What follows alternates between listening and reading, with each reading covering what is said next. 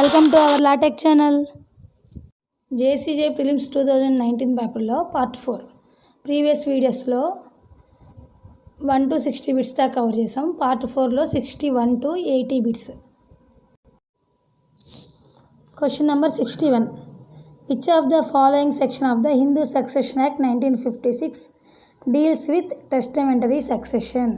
Option A section 30, option B section 27, option C section 28, option D section 29. Answer is option A section 30. Hindu succession act 1956లో 2 రకాల successions గురించి చెప్తారు. ఒకటి interstate succession, రెండోది టెస్టమెంటరీ succession. Interstate succession అంటే ఏమో వీలునామా లేకుండా వచ్చేది, వీలునామా రాయకుండా చనిపోతే తద్వారా వచ్చేదాన్ని ఇంటర్స్టేట్ సక్సెషన్ అంటారు. వీలునామా రాస్తే వచ్చే సక్సెషన్ టెస్టమెంటరీ సక్సెషన్. సెక్షన్ 30లో టెస్టమెంటరీ సక్సెషన్, వీలునామా ద్వారా వచ్చే సక్సెషన్ గురించి తెలియజేస్తారు. Number 62. As per section 23 clause 1 of the advocates act 1961 who among the following has got the right of pre audience over all other advocates? Option A solicitor general of India, option B the attorney general of India, option C additional solicitor general of India, option D advocate general of any state. The answer is option B, the Attorney General of India. Direct question. Question number 63. What is the maximum period of imprisonment prescribed for the offence of wrongful restraint? 1 month, option B 1 year, option C 3 months, option D 6 months. The answer is option A 1 month. PC Indian penal code భారతీయ శిక్షా స్మృతిలోని section 339 మరియు 340 wrongful restraint and wrongful confinement గురించి explain చేయడం జరుగుతుంది. అయితే wrongful రిస్ట్రైనెంట్ అంటే ఏంటి, రాంగ్ఫుల్ కన్ఫైన్మెంట్ అంటే ఏంటో తెలుసుకుందాం. రాంగ్ఫుల్ రిస్ట్రైనెంట్ అంటే మనకు హక్కు ఉన్న ఒక దారి మీద మనం వెళ్తూ ఉంటే ఎవరైనా ఒక వ్యక్తి ఆ దారి లేకుండా క్లోజ్ చేయడం లేదా నిర్బంధించడం జరిగితే దాన్ని రాంగ్ఫుల్ రిస్ట్రైనెంట్ అంటారు. అయితే ఆ ఒక్క దారిలోనే నిర్బంధం జరుగుతుంది, మిగిలిన దారిలో వెళ్ళచ్చు. అయితే రాంగ్ఫుల్ కన్ఫైన్మెంట్ అంటే ఏంటంటే ఏ దారి లేకుండా ఎటువైపు నుంచి వెళ్లకుండా మొత్తం కన్ఫైన్ చేసేస్తే అది రాంగ్ఫుల్ కన్ఫైన్మెంట్. ఈ రెండింటికి ఉన్న తేడా ఏంటి అంటే రాంగ్ఫుల్ రిస్ట్రైనెంట్లో ఒక దారి మాత్రమే క్లోజ్ అవుతుంది, రిమైనింగ్ ప్లేసెస్ నుంచి వెళ్ళచ్చు. రాంగ్ఫుల్ కన్ఫైన్మెంట్లో అన్ని దారులు క్లోజ్ అవుతాయి, ఎటు నుంచి వెళ్ళడానికి ఉండదు. 339లో చెప్పిన రాంగ్ఫుల్ రిస్ట్రైనెంట్కి సెక్షన్ 341లో పనిష్మెంట్ కూడా చెప్పడం జరిగింది. అయితే అలా జరగడం వల్ల 1 నెల సాధారణ శిక్ష లేక 500 రూపాయల వరకు జరిమానా విధించవచ్చు, లేక 2 విధించవచ్చు. The answer is option A 1 month. Number 64. Section 71 of the Indian contract act provides that finder of goods is subject to the same responsibility as? Option A creditor, option B bailee, option C debtor, option D bailor. The answer is option B bailee. Section 71 of the Indian contract act ప్రకారం ఎవరికైనా సామాను దొరికితే, సరుకులు goods అనేవి దొరికితే ఆ దొరికిన వ్యక్తికి ఉన్న రెస్పాన్సిబిలిటీ ఏంటి అనేది సెక్షన్ 71 చెప్తుంది.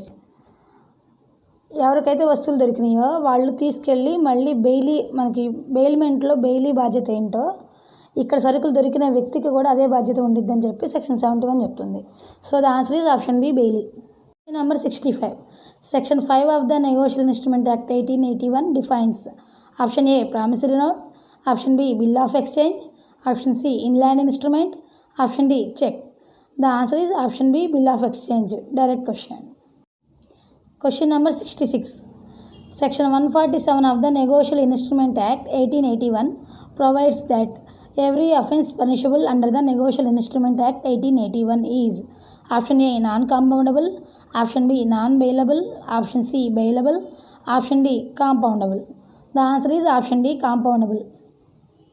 Section 147 of negotiable instrument act 1881 ప్రకారం వీటికి సంబంధించిన అఫెన్సెస్ అన్నీ క్రిమినల్ ప్రొసీజర్ కోడ్ నేర విచారణ ప్రక్రియ స్మృతిలో దాని కిందే వస్తాయి. అయితే ఇక్కడ ఈ అఫెన్సెస్ రాజీ చేసుకునే అవకాశం ఉంటుంది. Number 67. As per the latest amendment in the code of civil procedure 1908 any party to the suit will not be given more than how many adjournments during the hearing of any suit?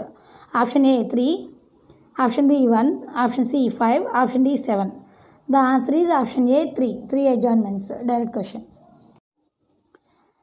Question number 68. What is the time period prescribed under section 46C of the Andhra Pradesh Excise Act 1968 for filing an appeal?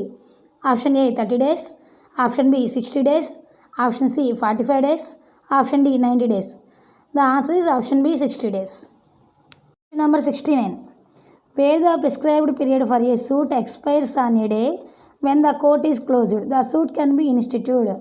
Option A within 2 weeks from the date of reopening of the court. Option B within a month from the date of reopening of the court. Option C within a week from the date of reopening of the court. Option D on the day when the court reopens. The answer is option D on the day when the court reopens. మనకి ఏదైనా ఒక చట్టం ద్వారా limitation act ద్వారా కానీ ఈ special enactment ద్వారా కానీ ఒక ప్రిస్క్రైబ్డ్ పీరియడ్ ఇచ్చారు. ఒక దావా వేయడం కోసం ఒక ప్రిస్క్రైబ్డ్ పీరియడ్ ఇస్తే నువ్వు సూట్ దావా చేసే రోజు లాస్ట్ రోజు ఎక్స్పైరీ డేట్ అయితే ఆ రోజు కోర్టుకి సెలవు అయితే ఏ రోజు మళ్ళీ మనం దావా వేసుకోవాలి, ఎంత పీరియడ్ ఉంటుంది అనేది క్వశ్చన్. అయితే అటువంటి సందర్భాల్లో సెలవులు ముగించుకొని ఎప్పుడైతే కోర్టు మళ్ళీ రీఓపెన్ అవుతుందో ఆ రోజునే నువ్వు సూట్ వేయాల్సి ఉంటుంది. So the answer is option D on the day when the court reopens. Question number 70. Section 28 of the Indian Contract Act 1872 provides that an agreement in restraint of legal proceedings is option A valid, option B void, option C voidable, option D enforceable. The answer is option B void. Section 28 of Indian Contract Act ప్రకారం మనకి ఏదైనా violation అయితే ఆ హక్కుని కోర్టుల ద్వారా మనం సాధించుకోవచ్చు. అలా కోర్టులకు వెళ్ళకూడదు అని చెప్పి ఎవరు ఒప్పందాలు చేయకూడదు. అలా ఒప్పందాలు చేస్తే ఆ ఒప్పందాలు చెల్లవు అని సెక్షన్ 28లో చెప్పడం జరిగింది. So the answer is option B void. Number 71. An executive magistrate may authorize the detention of an accused in custody for the period. Option A not exceeding 24 hours. Option B not exceeding 15 days. Option C not exceeding 3 days. Option D not exceeding 7 days. The answer is option D not exceeding 7 days. Section 167 of Criminal Procedure Code ప్రకారం కొన్ని సందర్భాల్లో judicial magistrate సకాలంలో అందుబాటులో ఉండకపోవచ్చు. అలాంటి సందర్భాల్లో అందుబాటులో ఎవరైనా ఎగ్జిక్యూటివ్ మెజిస్ట్రేట్ ఉన్నట్లయితే వాళ్ళ ముందు ఈ ముద్దాయిని హాజరుపరచవలసి ఉంటుంది. అప్పుడు ఆ ఎగ్జిక్యూటివ్ మెజిస్ట్రేట్ అతన్ని రిమాండ్కి పంపించే అవకాశం ఉంటుంది. అయితే అలా రిమాండ్కి పంపించే పీరియడ్ 7 days 7 రోజులకు మించి ఉండకూడదు అని సెక్షన్ 167 ఎక్స్ప్లెయిన్ చేయడం జరిగింది. Number 72. Which of the following sections of the Specific Relief Act 1963 deals with the specific performance of a part of a contract? Option A section 8, option B section 7, option C section 12, option D section 5. The answer is option C section 12. Direct question. Question number 73.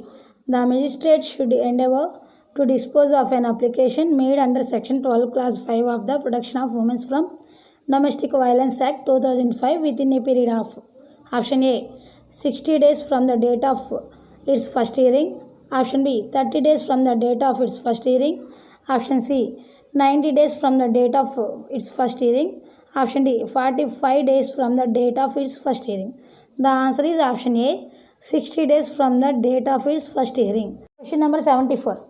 The criminal rules of practice lays down that no magistrate shall record any statement or confession made by an accused under section Criminal Procedure Code until he has explained to the accused that he is under no obligation to answer any question at all and has warned the accused that it is not intended to make him an approver and that anything he says may be used against him.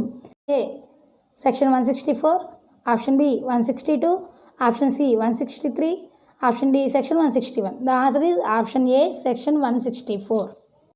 Section 164 of criminal procedure code ప్రకారం ఏదైనా ఒక నేరంను విచారణ చేసే సందర్భంలో ఎవరైనా ఒక వ్యక్తి నేరంను ఒప్పుకున్నట్లయితే అంటే కన్ఫెషన్ని ఒప్పుకొని స్టేట్మెంట్ ఇవ్వదలుచుకుంటే మనకి ఇండియన్ ఎవిడెన్స్ యాక్ట్లో 2 రకాల స్టేట్మెంట్స్ ఉంటాయి. ఒకటి అడ్మిషన్ అండ్ ఇంకోటి కన్ఫెషన్. అడ్మిషన్ అంటే అడ్మిట్ ద ఫ్యాక్ట్, కన్ఫెషన్ అంటే అడ్మిట్ ద క్రైమ్ను ఒప్పుకోవడం కన్ఫెషన్ స్టేట్మెంట్ అంటే. ఈ నేర విచారణ ప్రక్రియలో ఒక వ్యక్తి కన్ఫెషన్ స్టేట్మెంట్ని స్వచ్ఛందంగా తనకు తానుగా ఇవ్వడానికి ఒప్పుకున్నట్లయితేనే ఆ జ్యుడిషియల్ మెజిస్ట్రేట్ కానీ మెట్రోపాలిటన్ మెజిస్ట్రేట్ కానీ అటువంటి స్టేట్మెంట్ని రికార్డ్ చేయొచ్చు. అతను కనుక ఒప్పుకోకపోతే లేదా అతను స్వచ్ఛందంగా ఇవ్వట్లేదు అని భావించినట్లయితే అటువంటి స్టేట్మెంట్స్ని రికార్డ్ చేయకూడదు అని సెక్షన్ 164 చెప్తుంది.